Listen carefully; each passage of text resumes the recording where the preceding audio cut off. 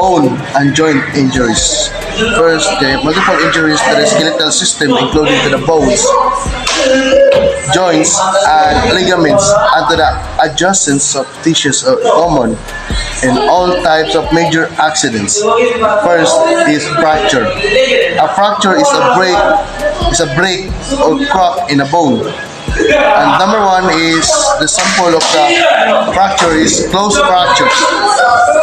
Closed or simple fractures are those that are related to open wounds on the surface of the body, figure negative, although they are may be lacerations over and near the fraction site.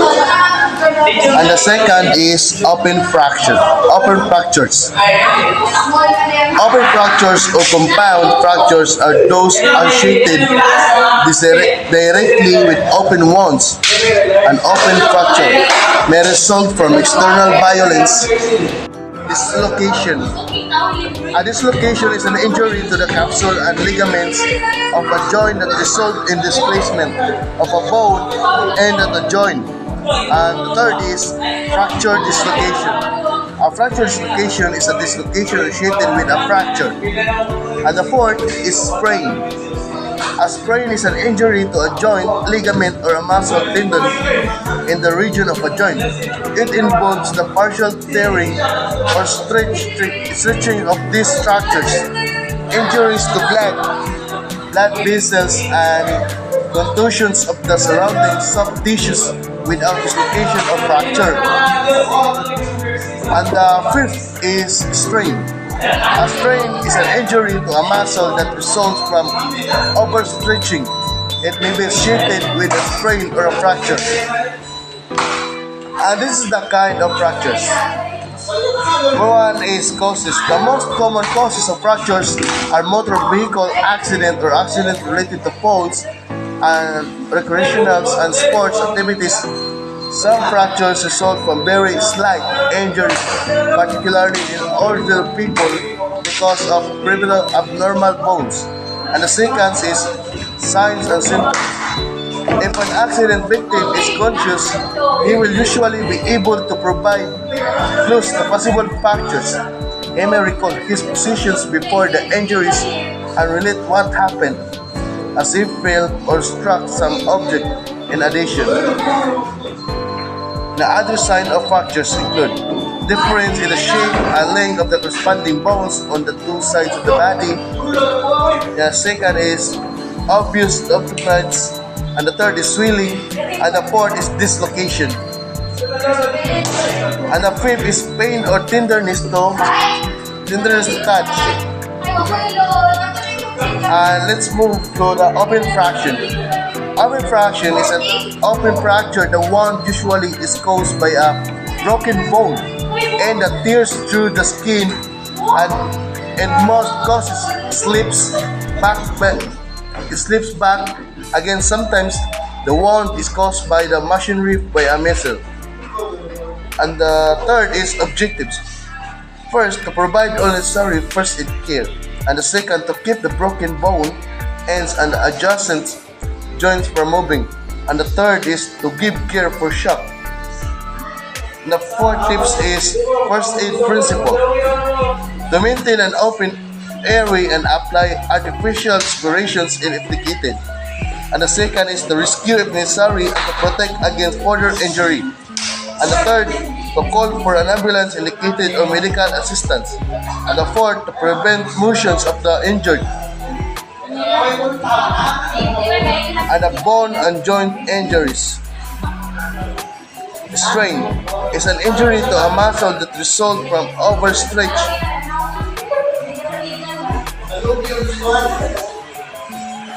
Overstretching, it may be associated with a sprain or fracture. So open fractures, it is opposite from closed fractures. Kay ang closed fractures mo to siya katong nabali pero dili na to makita sa sulod ra siya niya.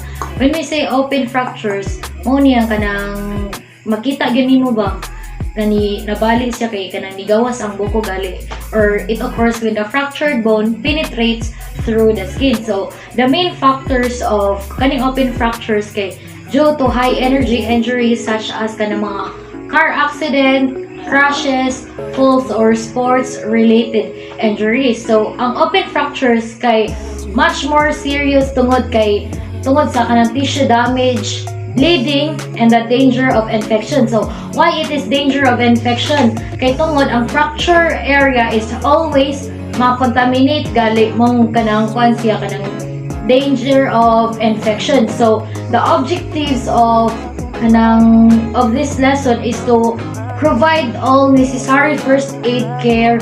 Then, second is to keep the broken bone ends and the adjacent joints from moving. So, now lastly is to give care for shock. To help the victims treat their wounds or fractures, make sure nga mo gamit og gloves or kung walay gloves, limpyo nga plastic. Next, kay tabunan ang samador katong fractured area o katong nabali nga bukog og limpyo nga panapton, and be careful nga dili nimo maduot ang bukog nga nabali kay basig kanang ma-infection ba. The next is mag-apply og direct pressure sa kuan sa kanang sa kilid gali sa fractured area para mo stop ang pagdugo. The next is immobilization.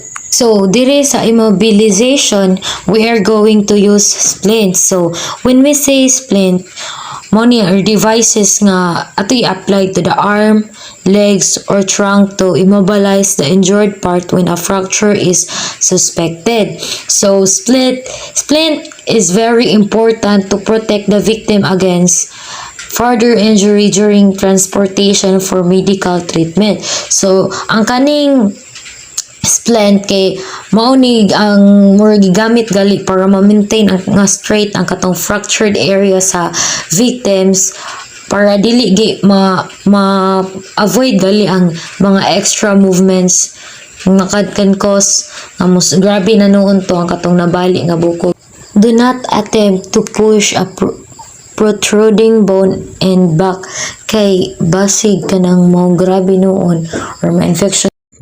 Fracture of the clavicle collarbone usually occur in the weakest portion, which is 1/3 of the distance from the tip of the shoulder to the sternum. These fractures are particularly common with children and ordinarily heal adults.